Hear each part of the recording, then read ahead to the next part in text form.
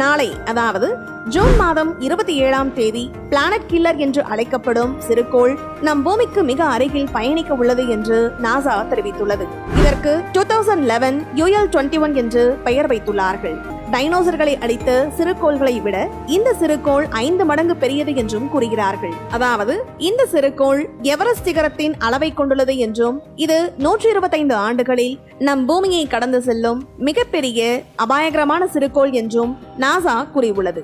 இது 4 million mile தொலைவில் நம் பூமியை கடந்து செல்லும் என்றும் கூறுகிறார்கள். அதன் சுற்றுப்பாதையிலிருந்து எந்த விலகலும் நம் பூமியில் பேரழிவு தாக்கத்தை ஏற்படுத்தலாம் என்றும் விஞ்ஞானிகள் அஞ்சுகிறார்கள். மேலும் இந்த சிறுகோள் பூமியை நெருங்கி வரும்போது ஒரு தொலைநோக்கி மூலம் இரவு வானத்தில் இந்த சிறுகோளை பார்க்க முடியும். ஜூன் 28 மற்றும் 29 ஆகிய தேதிகளில் இந்த சிறுகோள் பிரகாசமாக தெரியும் என்று கூறுகிறார்கள். இந்த வீடியோ பற்றிய முழுமையான பதிவு எங்களுடைய சேனலை விசிட் பண்ணி நீங்க தெரிஞ்சுக்கலாம்.